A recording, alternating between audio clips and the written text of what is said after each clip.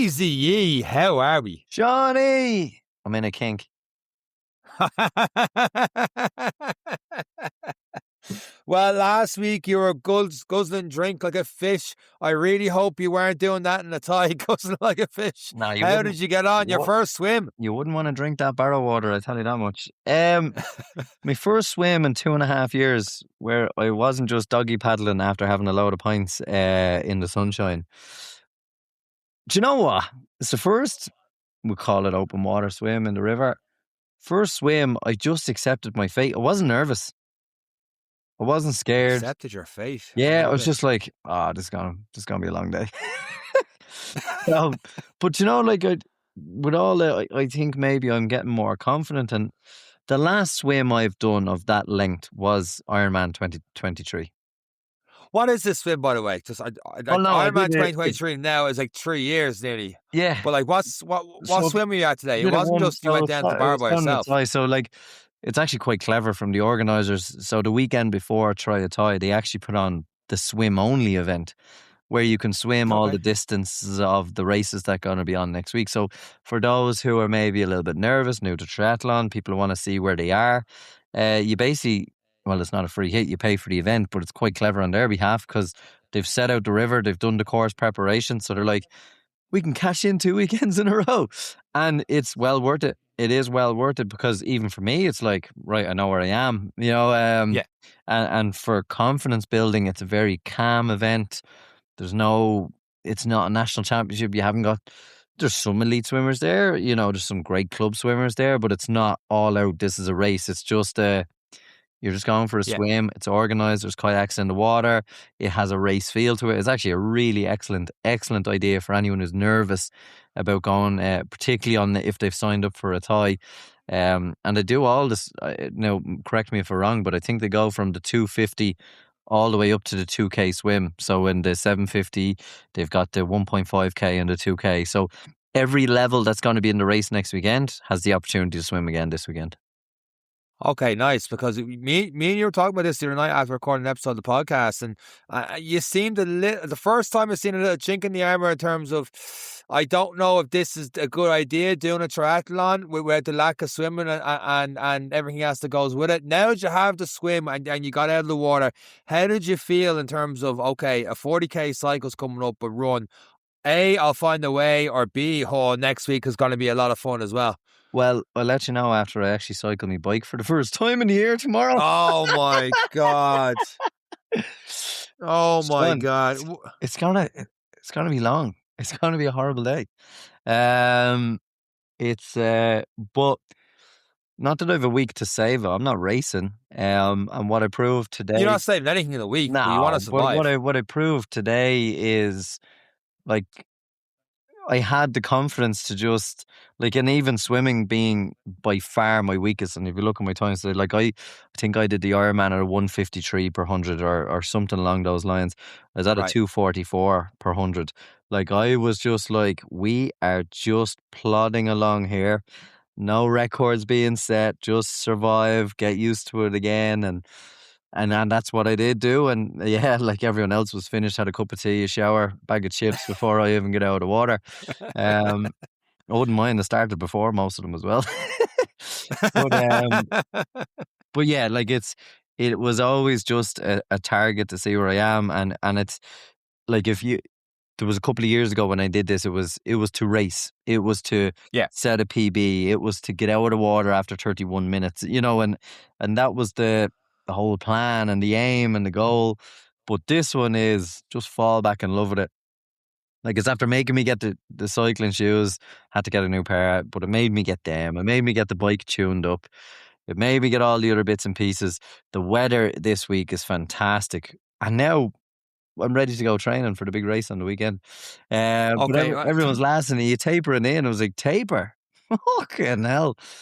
But the best bit about, like, I was swimming and I was just in my own world because, like, the first when you jump in, it is cold water. You feel it in the head. And then I seen the yellow buoy and I was like, there's no way that was 600 meters. We're turning already. This is great. I haven't lost a thing. Looked up, squinted into the distance. Oh, no, it's a long way away. So then I was like, yep, It's going to be a long day. There was toddlers walking on the bank running quicker than me swimming. I was just like, yeah, just taking your time, just keep swimming. But yeah, like it's really, really good. I got to meet some people from the Triathlon Club. I got to meet Lisa, who came up. I met her in the car park, who sent me on about this event Brilliant. from Clane. So she was taking on a 750, I think, today.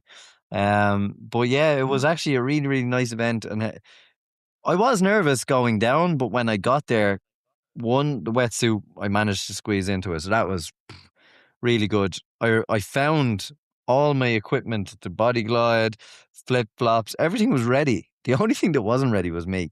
But to be honest, and I've spoke openly about this, is me and water, not friends. Hmm. Didn't enjoy.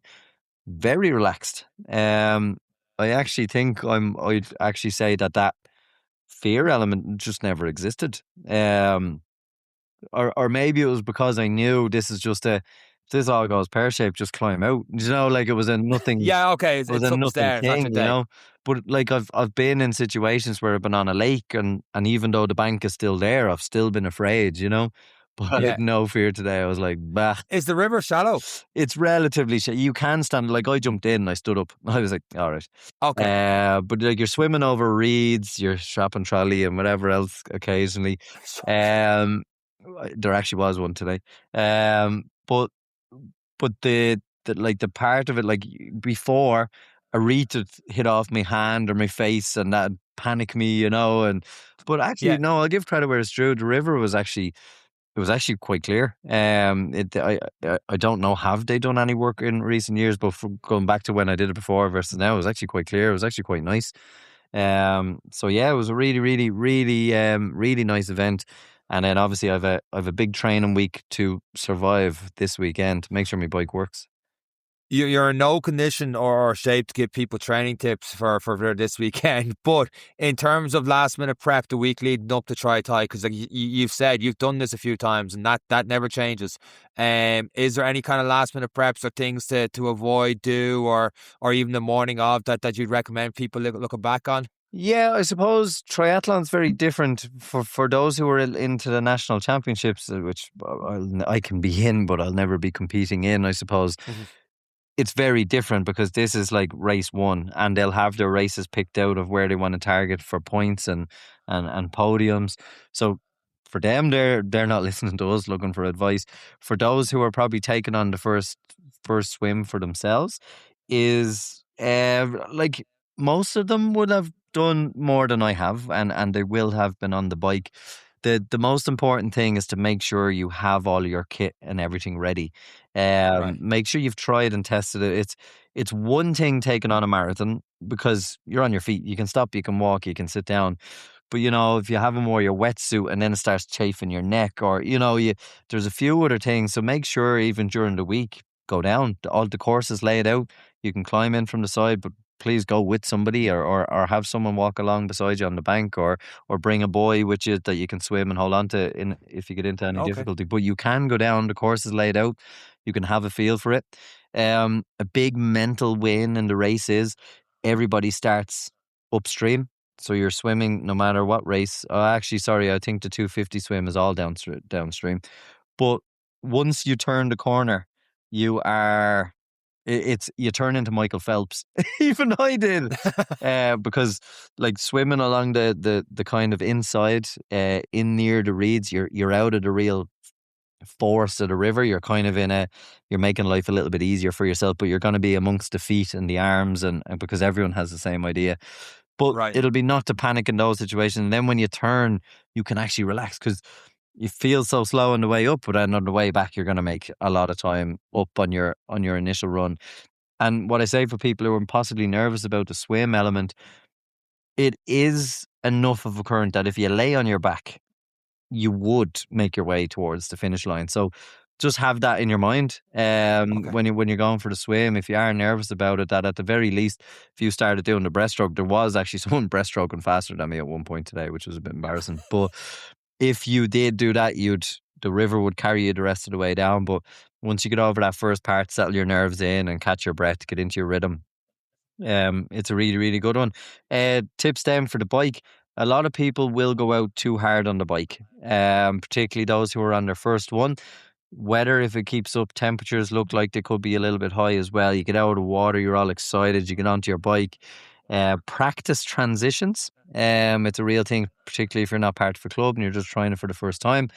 Practice taking off your wetsuit, practice laying out your gear, practice putting on everything, and make sure everything is secured to your bike. So there's nothing worse than going off and then your water bottle flies off when you hit a bump or all those little bits and pieces. So it's just kind of protecting your race, as opposed to, you're going to change the world. It's just making sure that you have a good day out. But you will see people, like, it can be quite misleading because you'll have excellent swimmers who got off early, or you'll have really terrible swimmers who are excellent cyclists. So you're going to have this wave of people possibly coming from behind you because you might have been a slightly better swimmer, and they're going past you and leaving you in the dust. They just become this speck on the horizon.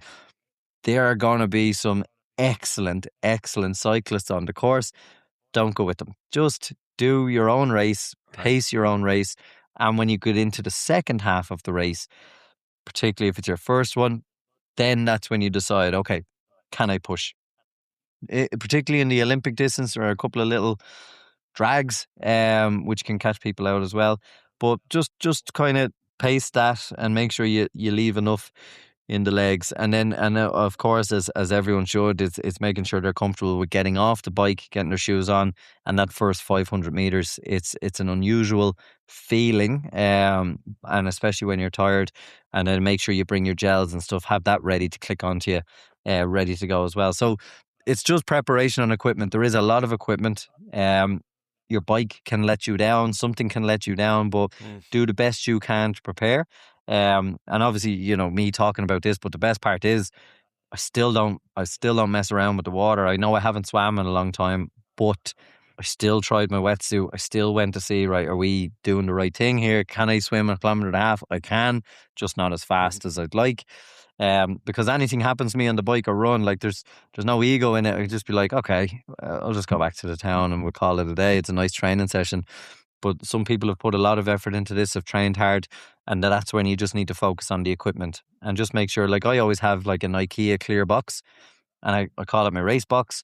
Everything goes in there, sits with the bike in transition, and then no matter what, you have everything you need in the box. So it's so that's my last minute tips for people. And yeah, just make sure you don't do too much in the lead up to it. Make sure your legs are fresh, because it is a more intense race, because it's shorter distance. Sprints are really intense, really fast. It's maximum effort. Olympics, for a lot of the athletes now, it is that as well. I don't think anyone really takes it easy anymore. They're all going at it from the start. So yeah, just don't get sucked in and enjoy it, but do some preparation on the equipment. One last question before we move on to the biggest marathon of the year, according to some people. Eric, any advice on it? A transition area is long, that kind of thing, going from swim to bike? Is there? Because I know when you did the Ironman, for example, the long run, that it's kind of thing. Quite close. It's a short hop from the water. Like, yeah, okay, it's a little bit of a shuffle down to your bike, but it's nothing like you saw. For example, like a 1.2k run to your bike up a hill. That was probably, as transitions go, probably the most extreme. But no, it's right on the banks of the river, and out you go, out the main road. So yeah, it's a really nice event, and I suppose that's why people keep coming back. It is a great one. There have been a couple of triathlons, so it's wrong to say it's the one that starts the season. I think Clonmel was on 2 weeks ago, but definitely one for me is probably a good marker for a lot of people at the start of the season. So Bank Holiday Sunday coming up, big one, the marathon. The big Cork Marathon. I was talking about your mother's mini marathon, where she's got one more marathon you had. I'm not going to lie, I was going to say the opposite one. No matter what, I was going to say the opposite one. The women's mini marathon. But that, I think, did last year they had 21,000 or something like that. I think it was huge. It's serious numbers. Someone told me it's the biggest women's only event in Europe. I hate saying something in the podcast about researching that to be sure, but someone told me I have to be sure, right? It's really good, and best luck to all those who are doing it, because I know a lot of people are getting out. Some people are walking their first 10k, some people are running it. it's not a PB race because there's so many ladies out there taking it on. But it is fantastic. It's a great day out. I know my mum, my sister, they do it most years or go in. So it's another marathon for my mum. So I think she's pipped me now, I think. She's Um, but yeah, no, it is a fantastic event. But the Cork Marathon is a great one, and as Cork always does, it's delivering hot weather. Mm. So we'll see as this intro's out on a Monday, but the weather looks like it's going to be pretty good come the weekend as well. So, um, always adds to the challenge. I think it's what makes Cork a very difficult marathon. You did it Um, in a very hot year, and I remember seeing you afterwards, and I was like, "Oh God, this is gonna be fun."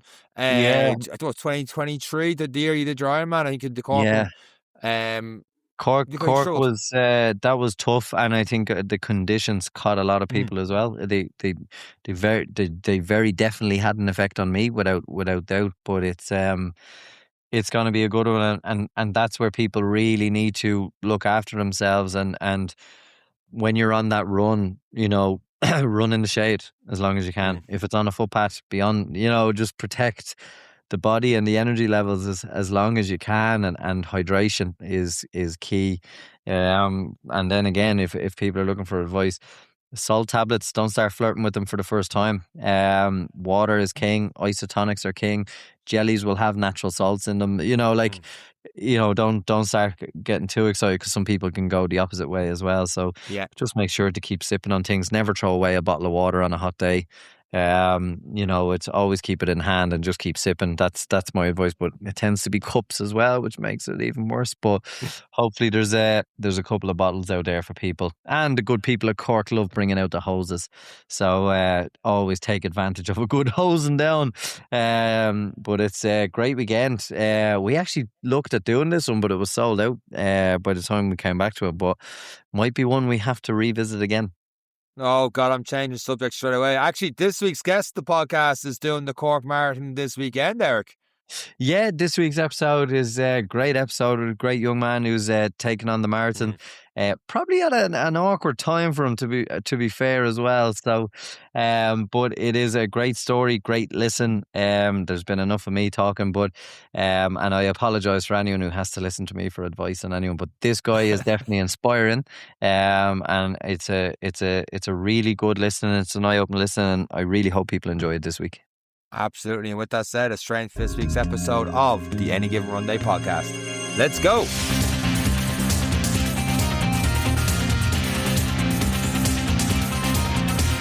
Our next guest on the Any Given Run Day podcast has ran marathons, the Kerryway Ultra Light, and recently, in honour of his late dad, ran 100 kilometres the week before his 18th birthday from his house in Limerick to where his dad is buried in Cork, while raising money for the Children's Grief Centre and the SHF, where there's a primary school named after his dad, James. Chris O'Connell, welcome to this week's episode of the Any Given Run Day podcast. How are you getting on?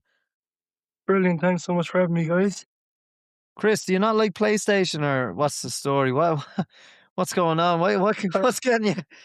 I What quit got that you about into 10 running? years ago. You're dead Huh? right. Uh, And what got um, where did your running journey start, Chris? How? Because that's a phenomenal intro, and there's a lot in that we're going to get into over the next little while. But where did running start for you, or how did you end up at now at because you're 18 years of age? How did you end up in running, and especially these distances? well, first and foremost, my mum and grandparents always said when I was young that I was walking at 10 months old and I was running as soon as I was walking and they'd never be able to catch me and I'd be running away from them. So I guess it started then when I was that young. Just as soon as I was able to walk, I was running everywhere. Um, Besides that, I didn't really play too much sports, honestly, but I did always kind of like to dabble in and out of running. And I go for the odd jog or do cross country with the school in primary school or whatever. But really, it's only all kind of kicked off for me in the past 2 years since my father passed away. Um, that kind of gave me a really big kickstart to get into running. And coming up to before he left to go and do Kilimanjaro, where he passed away, I had started training with him and I was going to do the Cork Marathon. So I'd been on a few runs with him and kind of met people who he was friends with and would go out running with. and it kind of gave me good connections to get properly into running as well. How did your dad get you into that first 10K race, Chris? So he was constantly asking me to go and do a 10K, go and do a 10K. But at this point, I was like 14, had no interest, just wanted to be with my friends, wanted nothing to do with it. And anyway, he said, look, I have the 10K Great Limit Run ticket bought for you. I'll give you 20 quid if you beat my PB, which his PB at the time was, he had 47 minutes. So I didn't care. I knew for a fact if I was running 10K, I was beating his PB. So I did anyway. I think I got 46 minutes or something. And I was in my element then.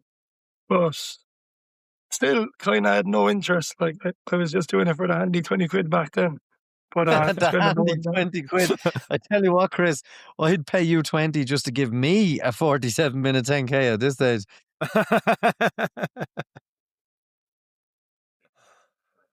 Chris, moving on from that, you obviously you hadn't really got that take. Were you involved in any other team sports or anything at the time, or was it dipping in and out of running? Was just that was your end of the sport, and at that stage? Well, when I was younger, well, really until I was 15 or 16, I played soccer, but not that seriously, kind of just as some fun to do, like. And I kind of trained boxing for a while as well, but never really got fully into it. But always kind of running was always something that was in the back of my mind and that I kind of dabbled into. And yeah, just progressed from there then. Obviously, by the sounds of your dad, he loved the challenge, he loved the run, he loved the endurance. Did he, in that time, impart any wisdom on you when you were coming on the 10K? I'd say he was beaming with pride to see you beat his PB. I'd Yeah, say he was in shock as well.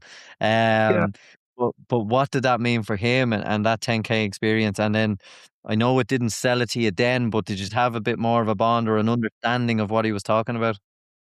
yeah, definitely, definitely. Like when you get out there and do it, it's such a different ball game. And like when he was getting up to do his long runs on a Sunday morning, it meant nothing to me until he took me out and we done our first half marathon together.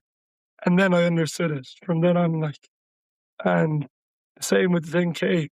I was almost getting sick after finishing it. But just from that one time doing it, you gain the understanding. And even though it didn't push me to go out running 3, 4 times every week, uh, it definitely kind of gave me a bit of hope. And just like 'cause at that point, I wasn't really doing much of myself, only out messing with my friends. And it kind of was like a good accomplishing feeling at the time. You're talking about your dad doing long runs and stuff, Chris. Did you see him on race day for marathons and stuff like that? And did the bug or thought ever cross your mind going, you know what, I'd love to do that someday?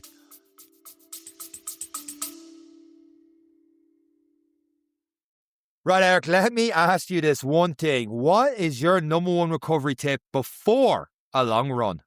Besides not stretching, I always cheat and reach for Ultra Pure Wintergreen Heat Rub Cream.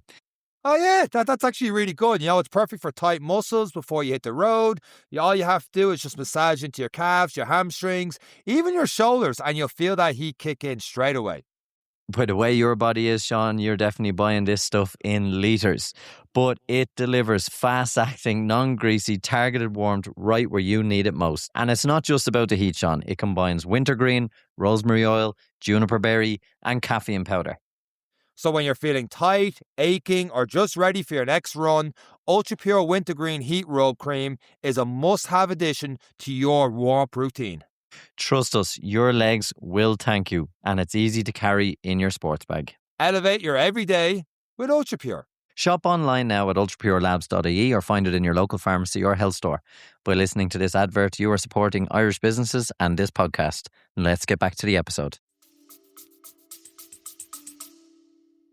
Well, yeah, especially when I was younger, and even him doing 10Ks. I done the Great Limit Run 10K for the first time when I was 11, I think. And I done it in an hour and 10 minutes, and we done it together then as well. So, yeah, even then, like, I always did kind of find enjoyment in it. And yeah, definitely from being around him and all of his friends having similar interests in doing the same things and being around all of them, you do kind of get the atmosphere. And when like those are the role models who you're looking up to, you definitely aspire to go in the same direction. For me, anyway. And your dad, he loved the challenge. You mentioned it there a second ago. Kilimanjaro. I don't know how much you want to get into it, Chris, but he was going to do it for his 40th birthday.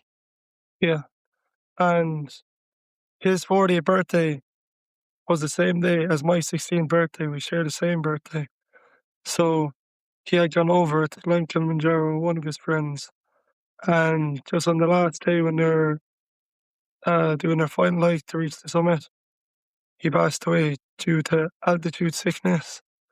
And yeah, obviously, a really hard time.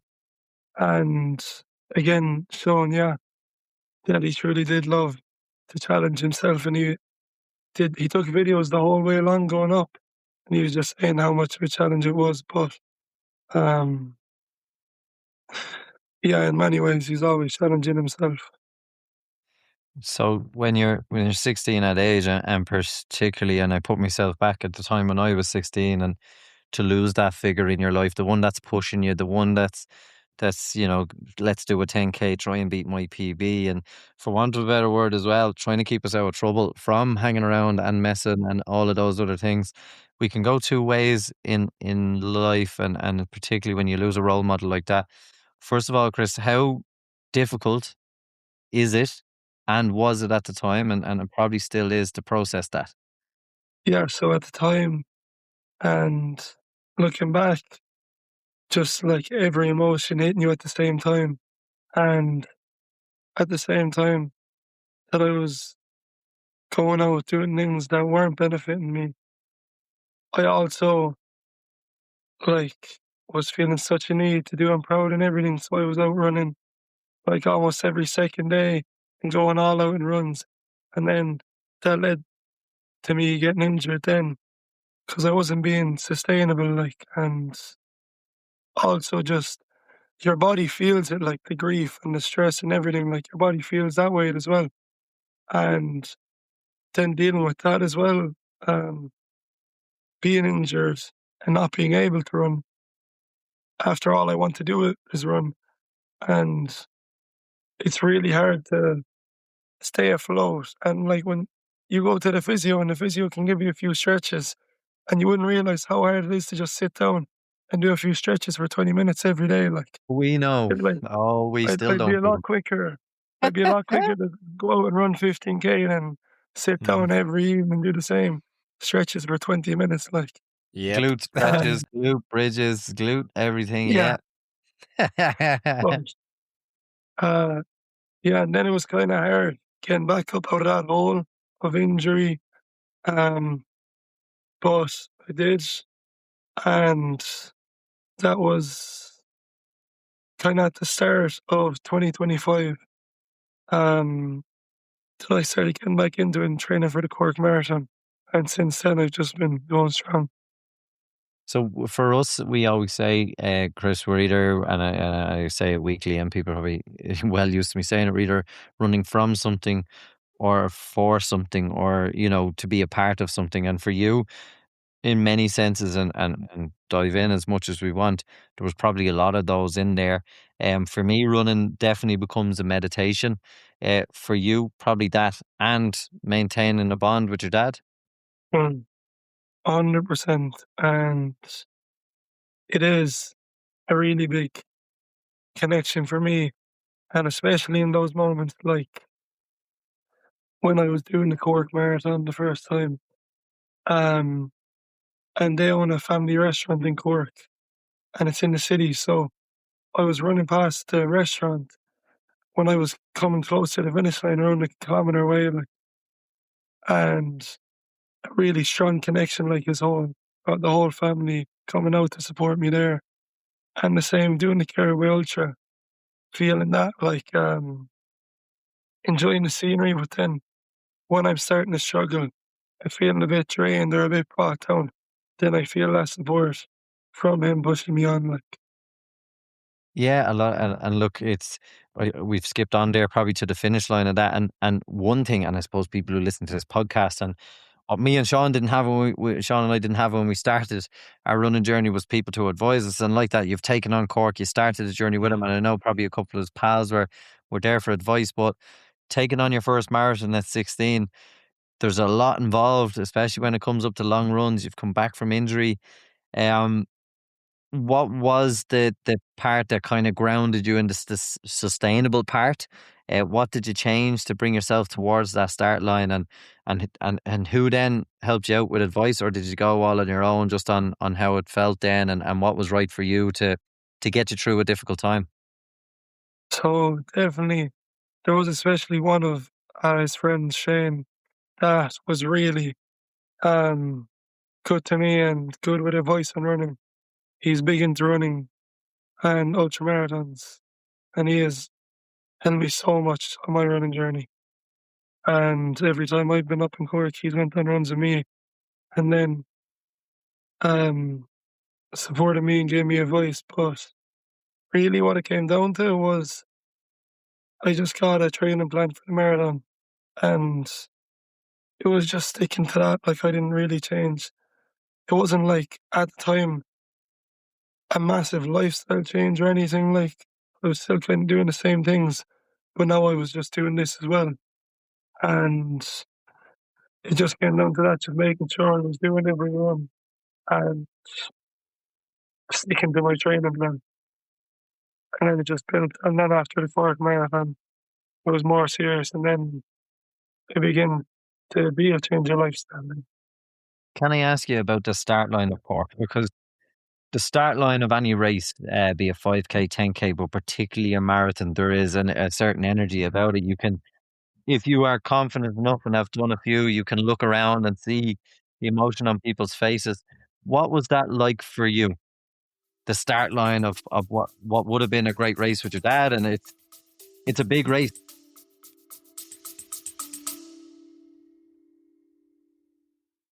Hydration is key to fueling endurance performance. Perform Nutrition's Electrolytes Plus sachets have been specifically designed to fill the need for advanced hydration for athletes. With 1,000 milligrams sodium, all essential electrolytes, and 2,500 milligram performance blend made up of glutamine, taurine, and coconut water powder, one sachet will replenish and revitalize your hydration.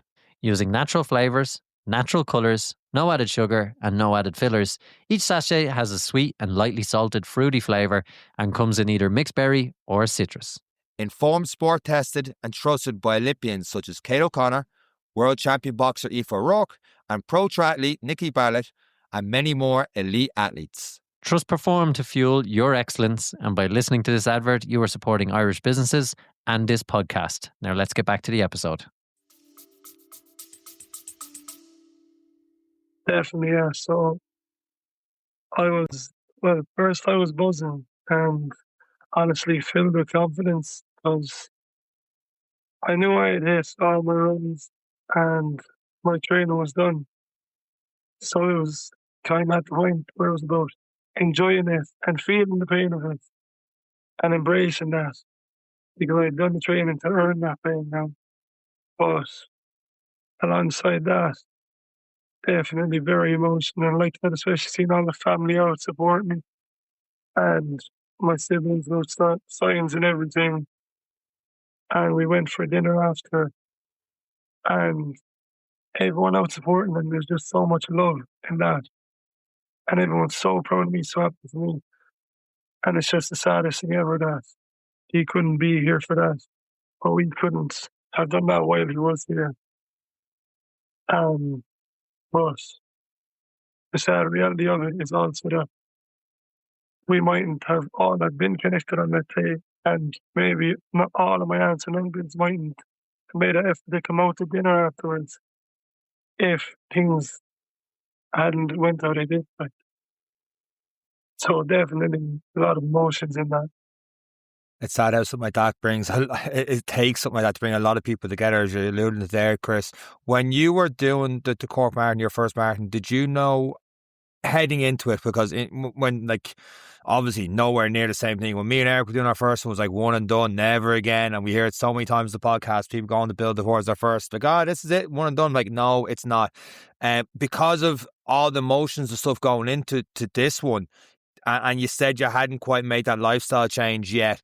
Was this at the time a one and done? And then after that, I can't even imagine the first line, the finish line feeling, because I get emotional. I was going to say an average marathon, but it is what you went through. Was this a one and done and just, I want to do this for him and that was going to be it? And then this just took you on a journey from there? I don't really think so. Like, even though it wasn't as much of a lifestyle change, but as I was getting closer to the marathon, I was definitely building a connection to running. Even if I wasn't eating less takeaway or not doing this or that because of it, I was definitely still growing that connection and kind of little ideas in the back of my head, like the 100K. I kind of pondered around my mind a bit, but obviously it didn't even seem feasible at that point before doing a marathon. But as soon as I finished the marathon, it was just like, what's next straight away? And then I was talking to Shane, and he's big into the ultra marathon, so he said to me to do the 60K Caribou Ultra. And in my head, the goal for me is still, even though even 60K, 100K still isn't fully feasible to me, but it's in the back of my mind. And I'm thinking I'll do the 60K, and then we'll see about after that if we can start pushing towards 100. And I done the 60K Caribou Ultra in, I think it was September or the end of August. And then as soon as I done that, it was actually my mum who came to me, and I hadn't even said it to her that I'd been thinking about the 100K before. But she said to me that she just looked it up on maps to see how far it was from here to the grave, and it was like exactly 100K or something. Jeez. And she said it to me about running it, and straight away it was just getting to planning then because I just knew it was meant to be then. I know it's a beautifully sentimental thing, but I can't imagine what I'd say if my mum was like, "Here, would you just go and run 100K?" I know it's beautifully sentimental, but who needs enemies when Shane and your mum are sending you out on Yeah, ultra marathons? It's absolutely phenomenal.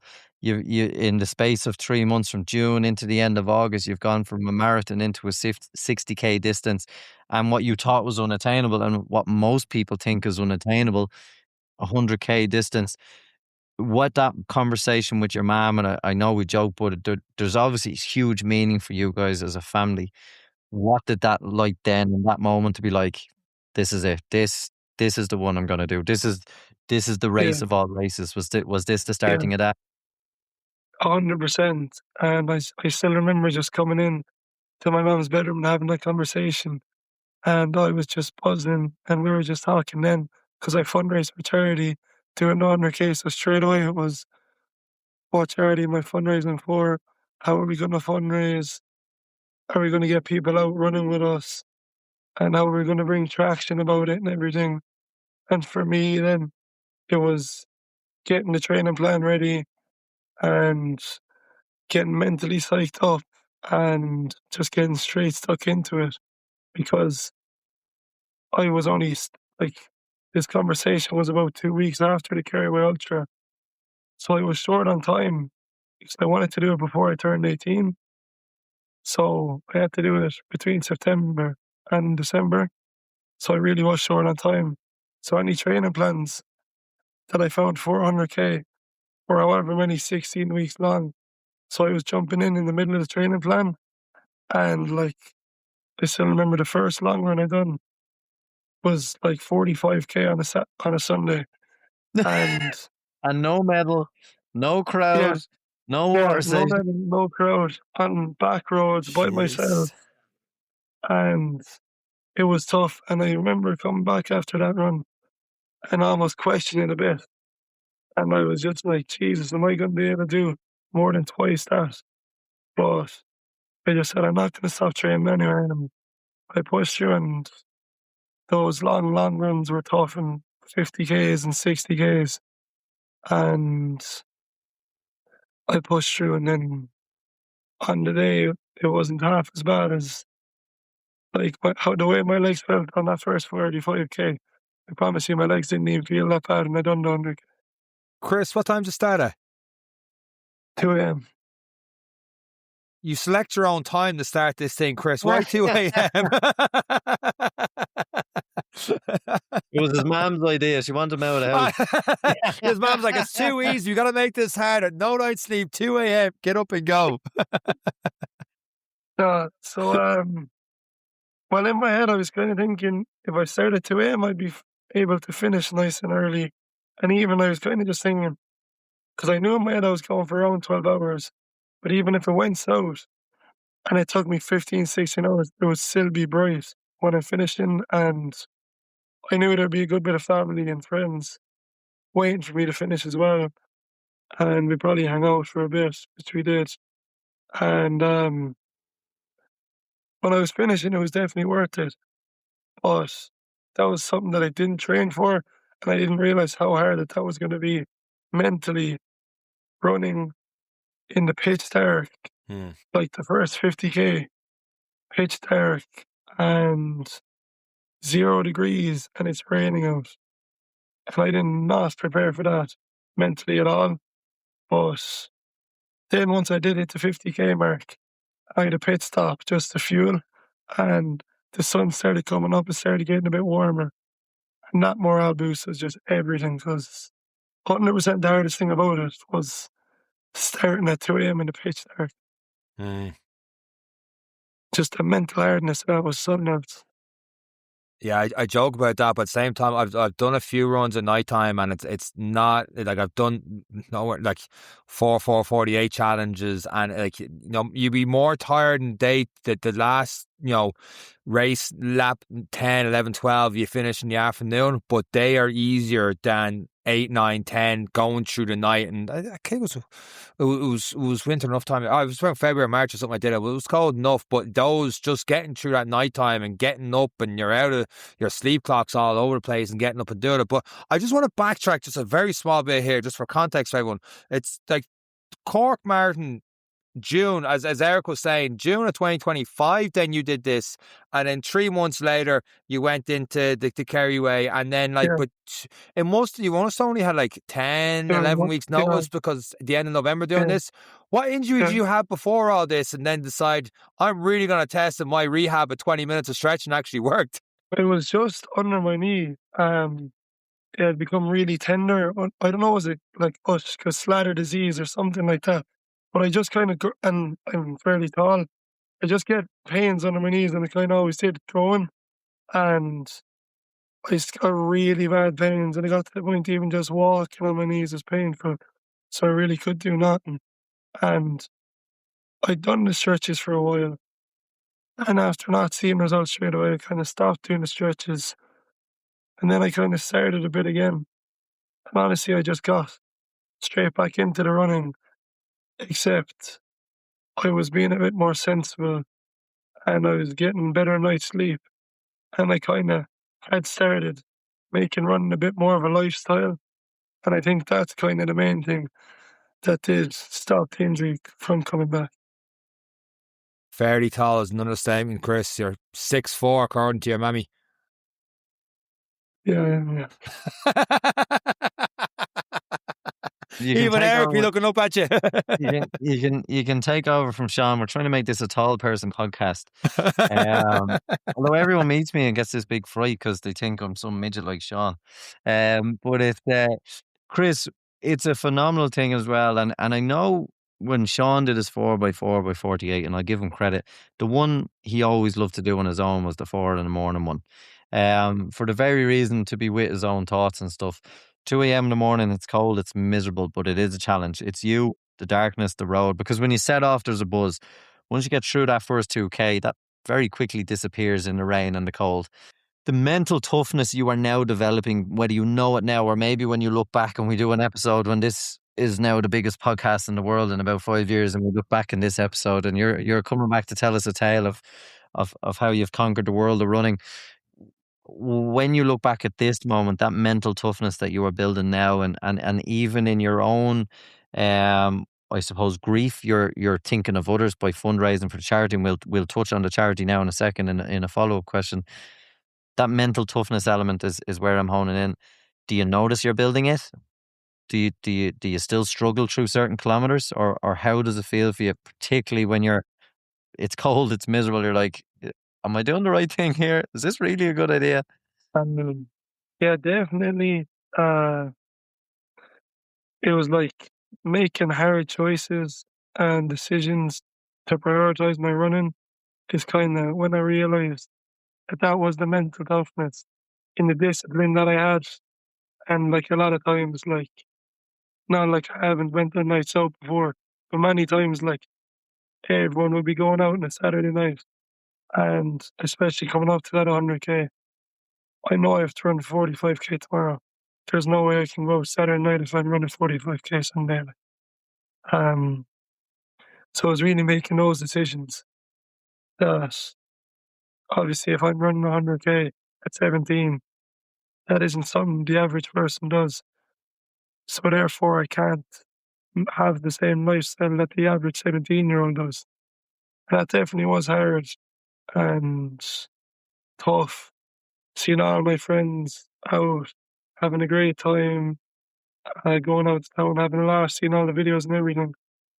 And I'm inside eating my pasta, getting my carbs in the night before by myself. But I knew that it was going to be worth it. I knew that I was doing it for the bigger picture and not just the 100K, but what's to come after that in the future. Like, what is to come for me in the future. We've heard that from like people that are coached or like high level athletes and stuff like that. But for you to just take that on yourself and have that, I don't want to say burden's not the right word for it. I can't think of the right word for it, but just to take that on yourself and go, the weight on your shoulders. that exactly, yeah. That's that is phenomenal. Like there's to just own that, and you're right. You're out that night. You're not getting a 45K run in. Where was that discipline instilled in you from a while, or did that come through the running? Where do you credit that to? Well, You'd no choice. His man wouldn't let him. You're going running 44K in the morning, whether you like it or not.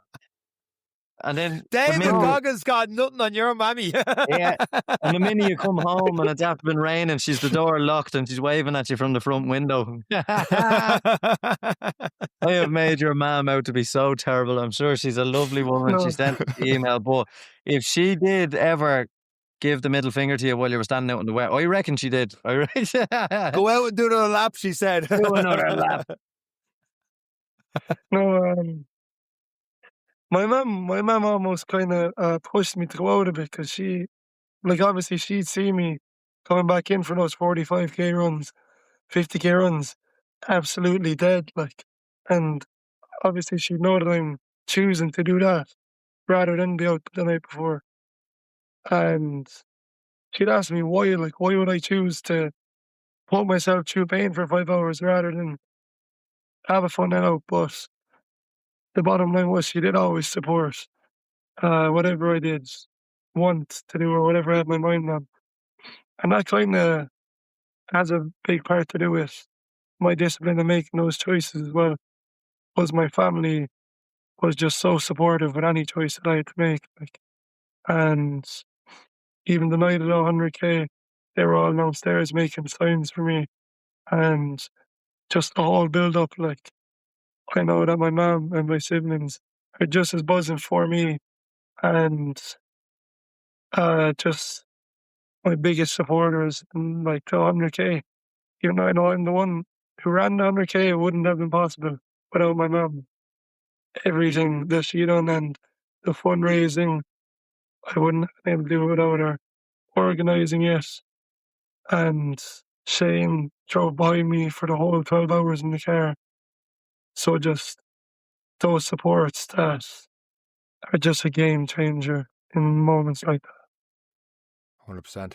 It's at that point, Chris, when people are drawing pictures on signs that you realise, oh no, I have to run 100K. But also, to add more weight to it, it was a fundraiser as well. We always talk, Sean once, if you can believe, looking at us now, charged me a fiver to have his head shaved when we were in college. And I was like, man, you should have shaved your head years ago. I'm not giving you a fiver for charity for that. But you're going to do this run, and you are working very closely with a charity on this, which in itself adds pressure to the moment. It adds pressure to the 100K and the showing up. Do you want to talk to us a little bit about the charity you chose? Yeah, so there definitely was that added pressure, and even the thought, like, I remember when me and my mum first decided that we were going to fundraise, and we were going to fundraise for the Children's Grief Centre Limerick alongside the Schools and Health Foundation. Um, we chose them too because Children's Grief Centre, my brother and my sister were in there, and they got counselling inside there and just gave great support to them. And the Schools and Health Foundation, I went on a trip over to Sierra Leone with that charity, and there was a school built in honour of my father over there. So they've done so much for us as well. And my thought process behind fundraising for them was simply I'd make a page and I'd post up a few videos. I might say it to the school, and if people throw a few quid in it, they throw a few quid in it. So we posted it up and set the target goal as 500 quid. And then I think that it hit 500 quid within the first few hours or something. So we then I think we made it 5,000. So that was obviously a lot bigger of a goal, but we said that we shoot big, and just if it didn't hit it like that, I had in my head I would have been buzzing with 500 quid raised, like, and then it was building up, and by the time I was doing the 100K, it had hit over 5,000, and we kept it open for about a week after, and I think it finished around 6,000 then for both the charities, between both the Brilliant. charities. It's absolutely phenomenal. And I suppose, you've timed it, you've done 2 a.m., it's your first 100K. And obviously this finish line is very different, Chris, and all the signs, the buzz, excitement, the daytime, but where you're finishing is a really important place for you and your families, and what this goal was about. Um, is that finish line a part of you? And I'll ask this, and we can talk as much or as little in this, putting a kind of a finish line on this section, and dealing with the grief element of your day. You will always deal with the grief element as you move on through your life, of course. We never let that go fully, but because you have mentioned of what's to come in the future. But in this segment of it, was that a nice finish line to your dad to say, look, I've done this huge event Yeah, as part of the process, and for two yeah, fantastic charities, and we've built a school. yeah. What did this finish line mean to you? Um, Definitely, yeah, the 100K was kind of like the big hurrah and a big deal. And as much as it was me doing it, it was all about my father. Um, and kind of now after that, I'm getting more into fast running and trying to see as much as far as I can go, just to do with my running potential. But maybe just for now, the time being, I guess, yeah, kind of a bit of a finish line for that recreation and stuff and the fundraising and stuff. But definitely in the future again, like the Carnival Ultra, I really enjoyed. I'd love to get back into the ultra marathons, but when I'm a bit older, and definitely like I really enjoyed fundraising as well. Well, I'm going to be fundraising soon for the Dublin Marathon again, but um, bigger charity events, I definitely love to do. But further on in the future, like for now, I kind of want to see how fast I can get while I'm as young as I am running. Like, Yeah, it's absolutely phenomenal in that sense. And look how far you got. Like you've just turned 18. You've already done 100K. I was hoping I'd do that sometime in the next 20 years. So you're already ahead of where most people are kind of starting out, and to go that distance. And we always say I'd rather do a marathon than an all out 5K. You yeah, said you moved back into the shorter distances. How's your feeling? Because remember, you got sick after the 10K, breaking the PB of your dad. How are you feeling about marathons, ultras versus 5Ks, 10Ks now? Well, it really depends on the day. Like I done the park run. I'd never done the park run. There's a few days that I tried to wake up for it and I kept waking up late. But I finally went down. Me and my mum went down, and I hadn't went for a 5K PB in ages. I said I'd go all out, and then I won the park run. I think at 18:20. But I felt grand though. I actually felt grand, and it was a good day. The weather was good. It was a good buzz. And it was mad because like we were rushing out the door and I had eaten a fry about 20 minutes beforehand.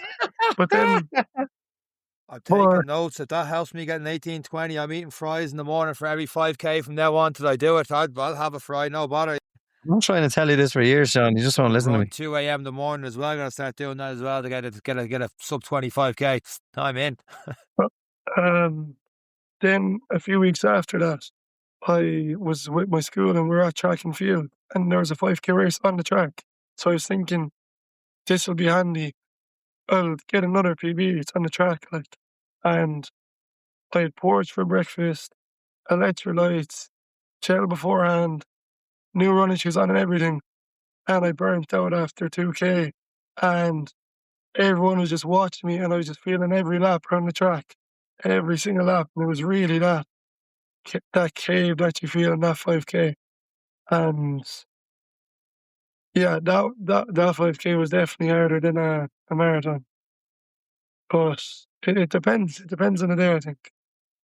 I think you need to go back eating fry-ups. Listen, I'm not It's a there. tall people thing, Yeah. is it? It's a tall Look, people thing. Yeah. a fry-up, he gets a PB easy breezy. He eats porridge and electrolytes and he blows up. I'm not a scientist, but one of these things is not like the other. Well, when you look at that and as you look to the future, and look, the future is bright. You're only 18. Most people only get into long distance running as they come into their 30s. So you're 12 years ahead of the game and the norm. And then when you look at young Irish athletes that are going into the long distance, middle distance, they usually start shorter and progress into the longer. Are you getting involved with any clubs back home, Chris? As because you've said now you've kind of moved away. You're 18. You've started to take this more serious. There's more of a lifestyle change. Are you getting involved with any clubs or athletic clubs, or are you Actually, trending that way? I recently joined back to Boston. It's a new enough Oh, club, very good. you know? Yes. Yeah, we Yeah, do know them. Yeah. and a lot of my father's friends, they would have been out running with. A lot of them were running with back to Boston. So I went out and I done a session with them and really enjoyed it. But it was kind of pushing myself out of my comfort zone as well, going out there, especially because with the 100K, it was endless hours of running by myself, like, and I kind of just gotten so comfortable doing that.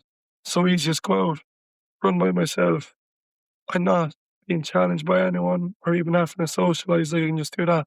So it was definitely in many different aspects pushing myself to go out there. Once I did, I just got such a buzz off it. And well, I haven't been out in a few weeks now just because I'm finishing up in school, but um, really, you'd notice the difference in those hard interval sessions, like doing them with a group of people makes them a lot easier.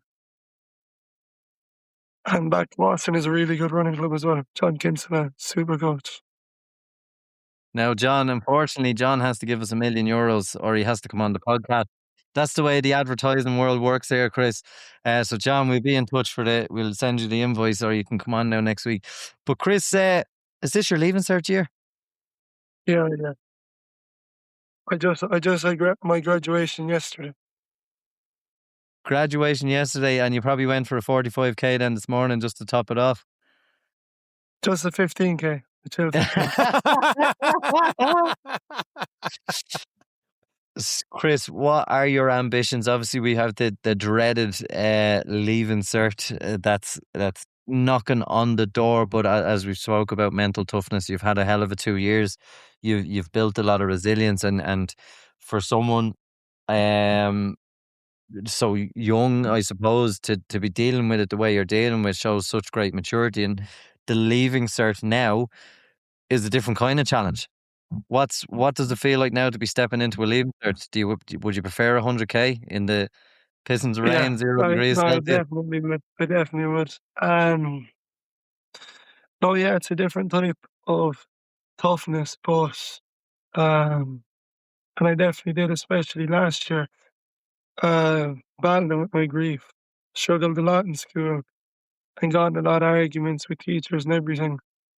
But I was showing up to school, and that's the most that I could do. That's the most I felt I could do. And still, for the whole year this year, I was a lot better and not fighting with the teachers and stuff like that. But I'm doing a lot better than I was last year. And uh, regardless, like I am grateful that I'm sitting my leaving cert, and because there was l- genuine conversations about leaving school when I was struggling going in fifth year. Uh, so to be here now and progress so much since last year, and every day still progressing, not just with fitness but with school and in every way. Like uh, I'm happy with that.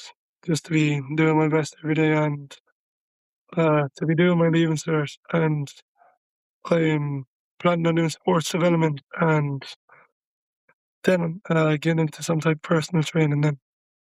It is amazing to see, and I go back to the leaving cert element. It is one element of a test at the end of an education system, but life is always going to be the biggest test. And so far, you've had more of a test than most of your peers, and yeah, the odd row with a teacher, but I'm sure they have the understanding to go, look, some people are going through tougher times than others, and that's where the grief foundations and probably you're a role model for your brothers and sisters to show up and sit down and sit these exams, and like you said, you've probably got that focus now to look at personal training element, and you know that part of this is okay, I'll do my couple of exams and get on. But on the other side of that, Chris, there is far more to the world, as you've probably seen now through running in beyond the exams, and especially when you get into sport and training, and who knows what that will bring for you in the future, which is really Exactly. exciting to see.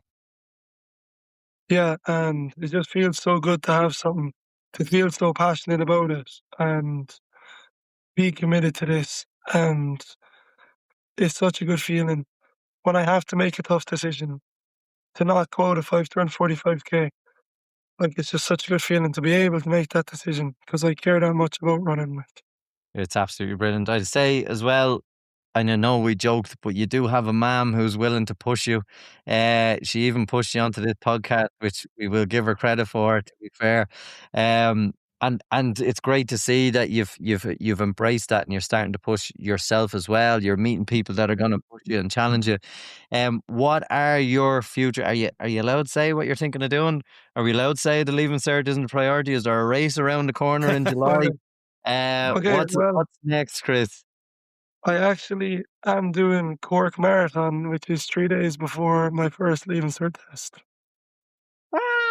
I knew there'd be something. I knew it. Has your man been checking your homework or your Strava each week to see what's going on? No, he wouldn't add her as a friend on the old Strava there. He blocked her just so she wouldn't know. Chris, how will you be now with the DOMs and the sore legs as you get into English paper one? Um, well, I guess it all depends how I do in the marathon, really. Have you an ambition Um, for this one, Chris, or is this yeah, a get around and a hat tip to what's been a fantastic couple of years? Because obviously, yeah, you're busy in school, and it takes a lot of your mental capacity. Is it just to go and enjoy um, another long run? well, I kind of do. Well, I really want to just see how fast I can get, and then in the Dublin Marathon again, uh, I'll have a bit of a better idea what time to aim for, because I'll be creating a good base for myself for Cork. But really, I want to be getting less than 3:15, to be honest, and really kind of 3:10. Um, and depending whether I do or do not get that will decide the form that I am in for all my leaving cert exams.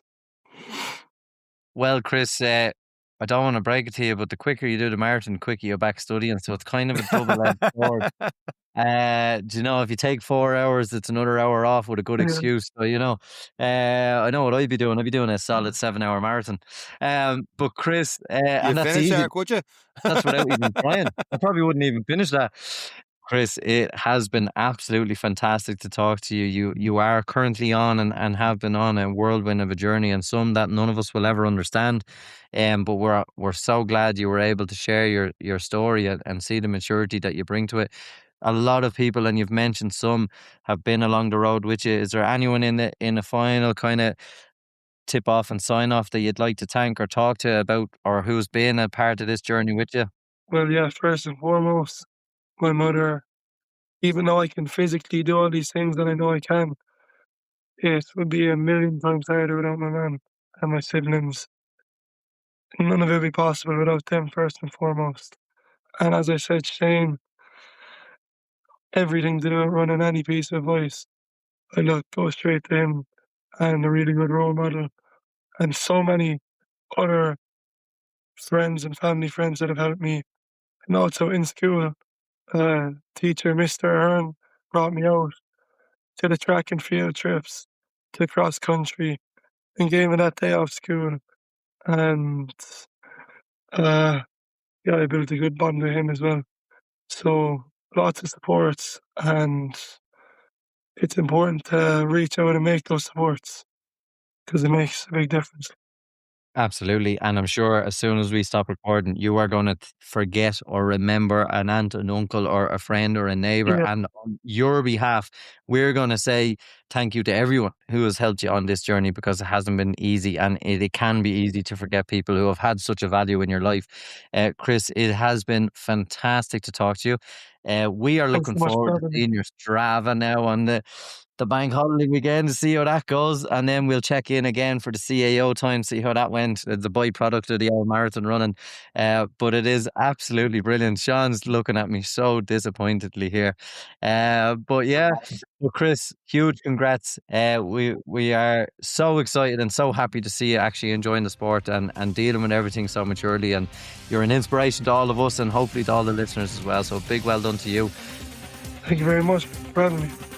Best of luck this Sunday in the Cork Marathon, Chris. And that is it for this week's episode of the Any Given Run Day podcast from myself, Chris, and Eric. Take care. You wouldn't finish the marathon in 7 hours anyway, Eric. I still need to